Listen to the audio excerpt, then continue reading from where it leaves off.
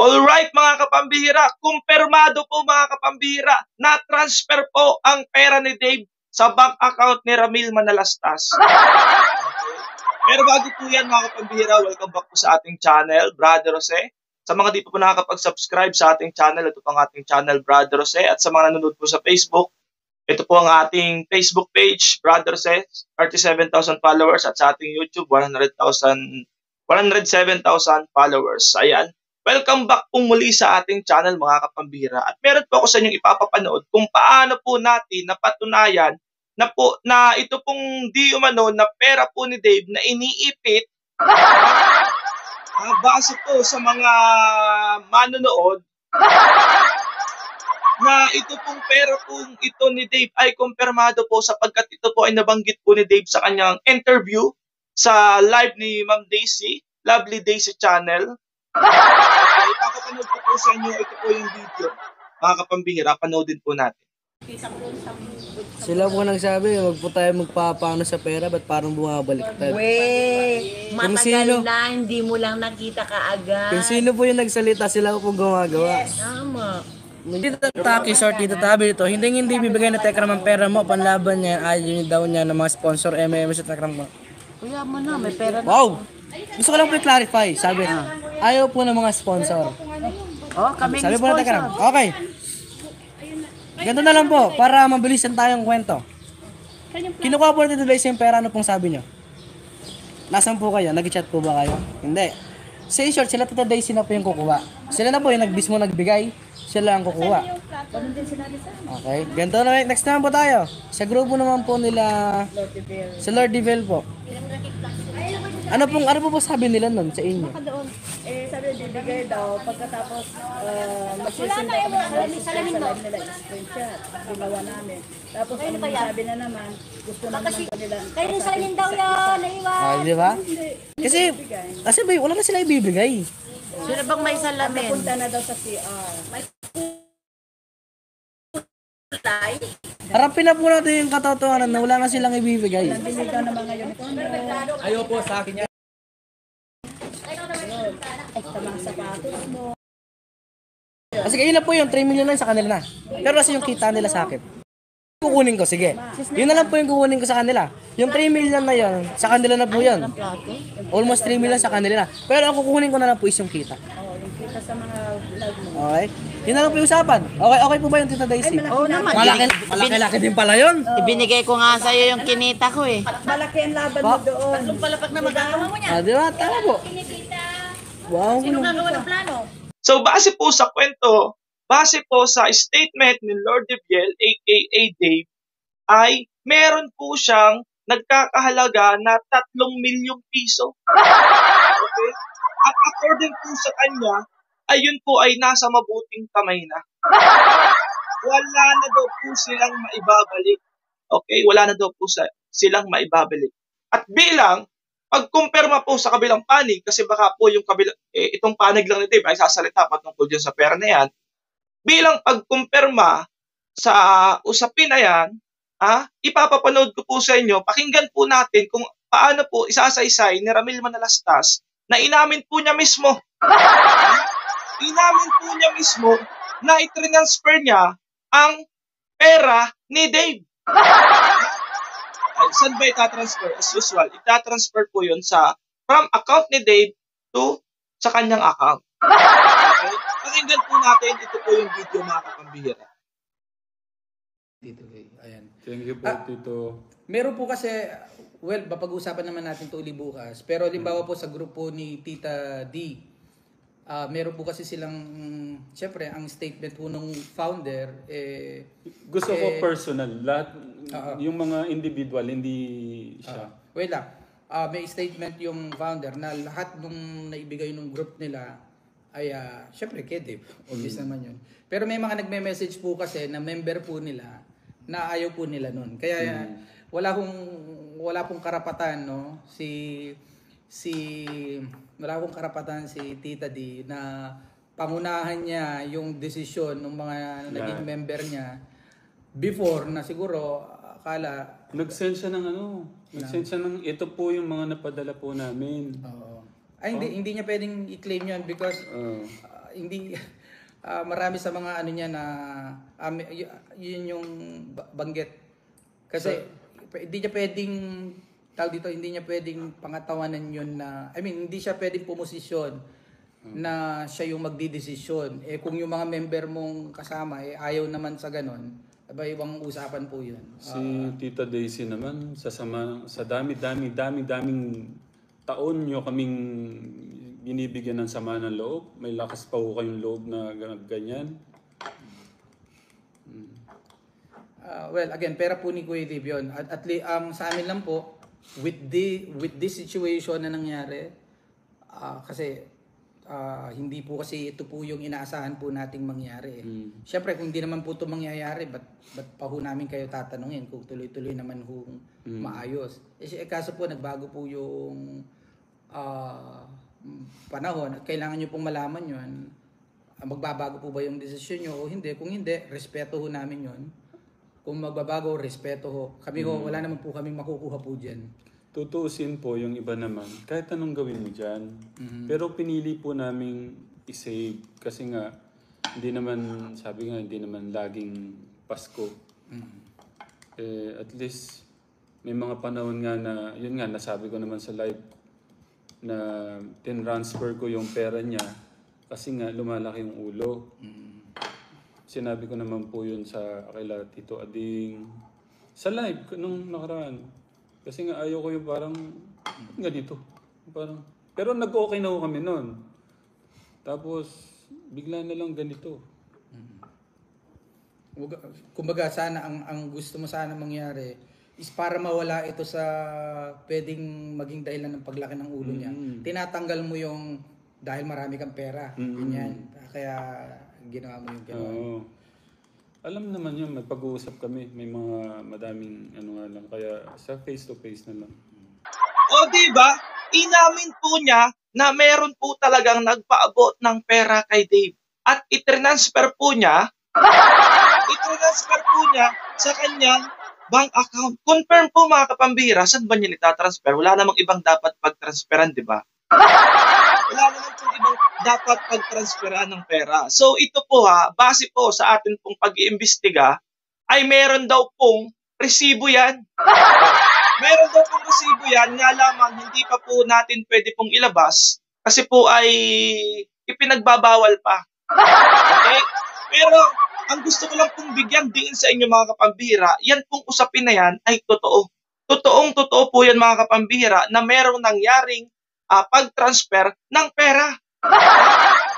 Yung eksaktong amount po niyan ay hindi po natin sigurado pero lumalaro po ng 3 milyong piso. Okay? More or less 3 milyong piso po ang pinag-uusapan dyan. Na sinabi po dyan ni Ramil Manalastas, inamin po niya na i-transfer niya. Sa ano pong kadahilanan? Naayaw daw po niya, gusto po niyang hubugin si Dave. At ang kadahilanan daw po ay, kasi nga daw po, lumalaki ang ulo ni Kuya Dave. Okay. Lumalaki daw po ang ulo, kaya po i-transfer. Teka lang. Parang ibang usapan po yun. Pag lumalaki po ang ulo ng isang bata, dapat po yan pinapayuhan, ina-advisean, hindi mo kukuhaan ng pag-aari. Okay? Yun po yung para sa akin Kung lumalaki po ang ulo ni Dave, dapat po yan ay dinidisiplina. Tama naman yung disiplina Huwag mo lang sasapakin. Pero yung to the point na property niya, ay para bang gusto mong i-hold, itatransfer mo sa iyo, ay malaking question po yun. Question mark po yun mga kapambihira. Remember po, yan po ay pera ng mga sponsor na binigay kay Dave.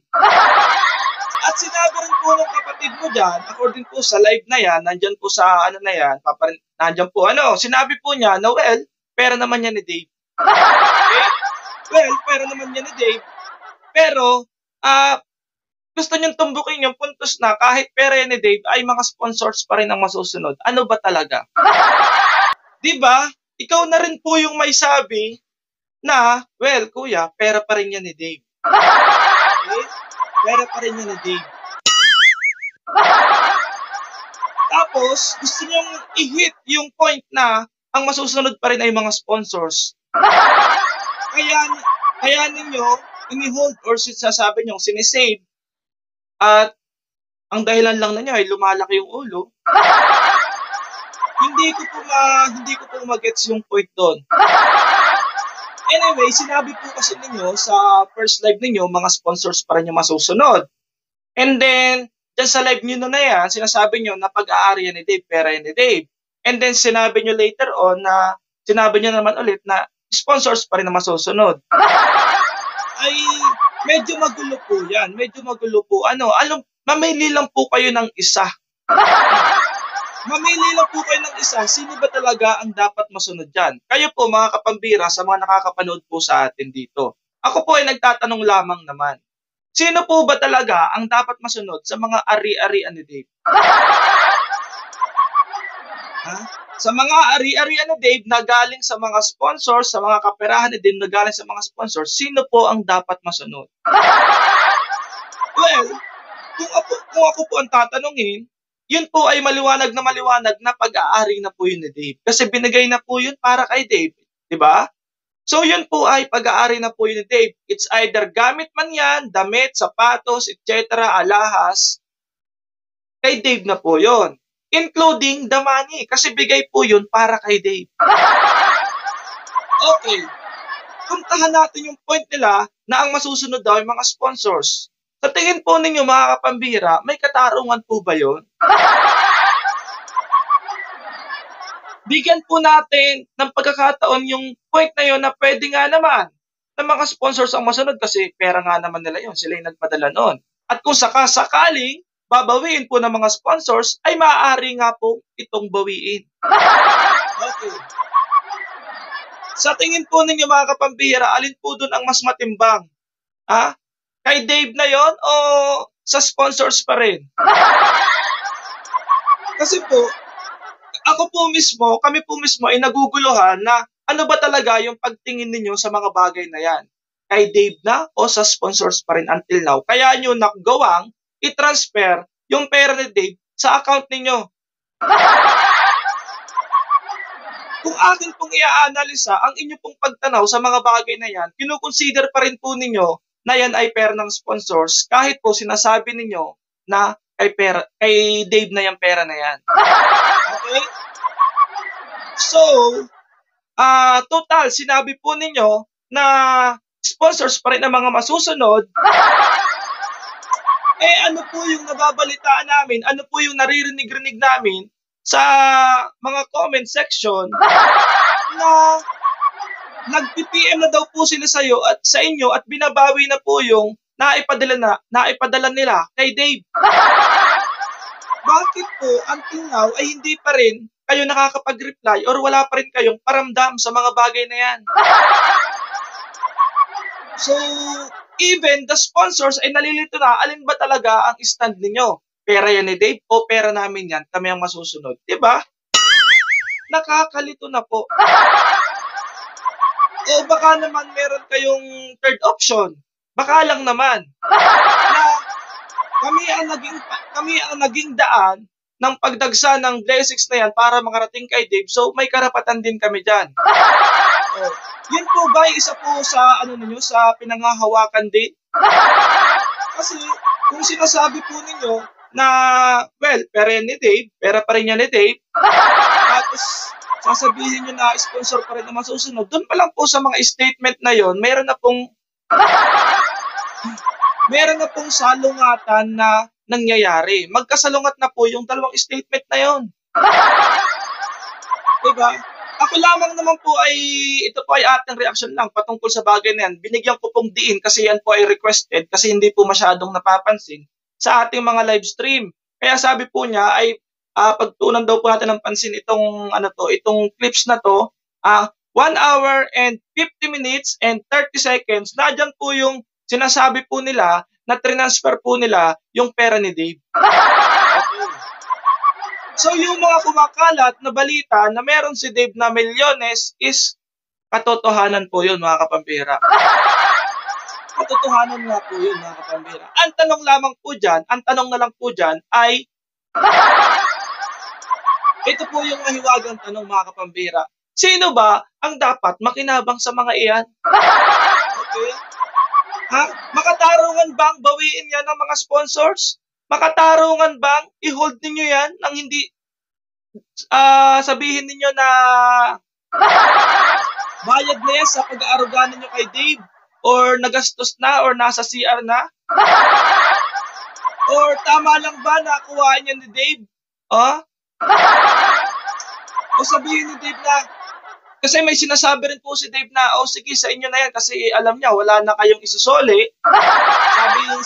Sabi ni Dave wala na daw kayong isusoli. Pero ang kukuhain na lang daw niya ay yung share niya sa, yung share po niya sa vlog.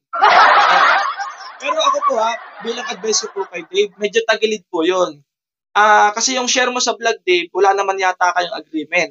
Pero itong pera ng sponsor na talagang binigay sa'yo, which is sa iyo na talaga yan, pumunta na yun sa bank account mo, pinatransfer mo lang, diyan ko nakita na nagtiwala ka, dun sa tatay-tatayan mo, minahal mo talaga siya kasi pinagkatiwalaan mo eh. Pinagkatiwalaan mo. Okay? Ang point ko po, yung sinasabi mo, Dave, na ahabulin mo yung mga kinikita sa vlog, medyo malabo yun, kuya. Yun lang yung para sa akin. Huwag ka masasaktan. Kasi medyo malabo po yun. Kasi si Ramil ang vlogger, wala naman yata kayong arrangement, agreement, or mga pinirmahan na yung kikitain sa mga videos na i-release ninyo, nakasama ka, ay may share ka. Kung wala pong ganon, malabo po na yun ang mahahabol mo. Pero pagdating po dito, sa mga pera ng sponsor na pinadala sa iyo, pwedeng mahabol mo yon kasi sumatotal sa iyo yun eh. Pero ito po bigyan ko po kayo ng malinaw na bigyan ko po kayo ng isang napakalaking tanong. Napakalaking tanong, mga kapambira. Pwede ba itong humantong sa estafa or fraud itong ganitong sistema? Sa mga hindi po nakakaalam, ito pang ibig sabihin ng estafa. Estafa is a Filipino term for the crime of swindling or fraud. It involves deceiving someone to cause them financial loss. The crime is defined in the Revised Penal Code of the Philippines and has specific penalties based on the amount involved in the fraud. Estafa is different from theft as it involves deceit rather than physical taking of the property. So, ang estafa po is parang dinadaya mo yung isang tao. Hindi siya physical taking kasi dito po sa pagkakataong to, kung i-analyze po, makikita po ninyo yung ganitong sitwasyon dito sa mga pangyayaring ito, mga kapambihira. It is a criminal offense that can lead to fines and imprisonment. You should need a lawyer to handle estafa case. So, what do you think, mga kapambihira? Estafa po ba ito? Kasi, imagine mga kapambihira, just imagine mga kapambihira. Okay, ito po yung pattern. Ito yung sistemang nangyayari. May vlogger, may beneficiaries, may sponsors. Si vlogger ay, kumbaga, online ay humihingi ng tulong. Through online, through social media, humihingi ng tulong para matulungan itong si beneficiary. So ito naman mga viewers, nagpadala ng tulong. Okay? Nagpadala ng tulong. Ngayon, kung hindi mapupunta sa beneficiaries yung mga pinadalang tulong, ang tanong po natin dyan, ano po ba ang pwedeng kahinatnan yan? Saan po yan lalagapak? Saan po yan lalagapak? Sa estafa ba? Sa fraud ba? Sa pangloloko ba? Diba? Yun lamang naman po ay ating katanungan, mga kapambihira. Kasi kung humingi ka ng tulong sa mga tao at hindi po biro-biro yan. Hindi po yan 20 mil, hindi yan 10 mil. Hindi po yan 20 mil, hindi yan 10 mil, hindi yan 50 mil. Milyones yan. Ngayon, ito po yung nangyayari. Naho-hold ni vlogger, nasa kanya, na supposedly ay naandito na sa beneficiaries. Kayo po, sagutin nga po ninyo yan mga kapambihira. Dito po, i-end ko na po yung video. Kayo na po ang bahalang humusga mga kapambihira. Kung ano po, ha? Kung ano po ang nangyayari sa mundo ng social media, lalong-lalo na po sa ganitong kalakaran ng charity vlogging. May sponsor, may vlogger, may beneficiary. Ang problema, itong si beneficiary, nako, itong si beneficiaries, mukhang hindi mapapakinabangan ang mga tulong na ipinapadala ng mga taong nagmamahal sa kanya. Sa kadahilanan lamang po na siya ay umalis na sa pudor ni vlogger. Pero, yung pong mga property niya, mga ari-arian niya, and kaperahan, yun po ay naibigay sa kanya during na nandun pa siya sa pudor ni vlogger. Okay. So kayo po mga kapambira, mag-comment po kayo dyan. Ano po ba yung pwedeng kahinatnan ng sitwasyon na to? Kasi po hindi po biro yan. Hindi po yan 20 mil. Okay? Hindi po yan 20 mil. Dito pa lang po sa usapan natin to, naiintindihan po natin na meron po talagang totoong pera si Dave. Hindi po yun imahinasyon. Okay? Hindi po yun imahinasyon, mga kapambihira. Hindi po yun imahinasyon. At ang tangi lang po nilang rason ay tumitigas. Ay nagiging mayabang na, tumitigas na daw ang ulo ni Dave. Yun lamang po ang tangi nilang rason. Kaya po nila nilipat sa kanilang account. Okay. So, kayo po mga kapambihira, tanungin ko po kayo. Sa puntong ito, mag-leave po kayo ng comment. Okay? Mag-komento po kayo. Ano po ang pwedeng kahinatnan ng sitwasyon ito? Kasi, may sponsor, may vlogger, may beneficiary. Ang nangyari, hindi nakarating. Or hindi mapapakinabangan ng beneficiary sa pagkakataong ito. Okay? Hindi mapapakinabangan ng beneficiary yung mga pera or yung mga bagay na ibinigay na naman na sa kanya. So, matotal ay sa kanya na po yun, kung tutuusin. Okay. Ano po ang inyong salubin dyan, mga kapambihira? Ako po ay nagtatanong lamang po, wag po kayo magagalit sa akin. Wag po kayo magagalit sa akin. Yan po ay binigyan ko lamang po ng diin kasi na-found out po natin habang tayo po ay nagla-live na magkabilang partido na po ang umamin na meron pong nangyaring bank transfer, pag-transfer ng pera, umamin na po ang magkabilang partido, okay, at kayo na po ang bahalang pumili. Kayo na po ang bahalang pumili kung sino po sa kanila nagsasabi ng totoo. Pero isa lang po ang totoo, meron pong nangyaring bank transfer. Diba? Kung magkano man po yun, hindi po natin sigurado, pero approximately, base sa kabilang partido, kala Dave, yun po ay more or less 3 million pesos. Sa kabilang partido naman po, hindi po nila binabanggit kung magkano. Okay. So, isa lang ang totoo mga kapambira. Merong pera si Dave. So, yun lamang po mga kapambira. God bless you po. Share nyo po itong video na to. Kung meron po kayo natutunan sa sitwasyon na to. At sa tingin ko, kailangan po natin ng matinding pag-aanalisa sa mga bagay-bagay na to sapagkat hindi yan 20 mil, hindi yan 10 mil. Okay? Yun lamang po mga kapambira. See you on my next vlog. Bye-bye!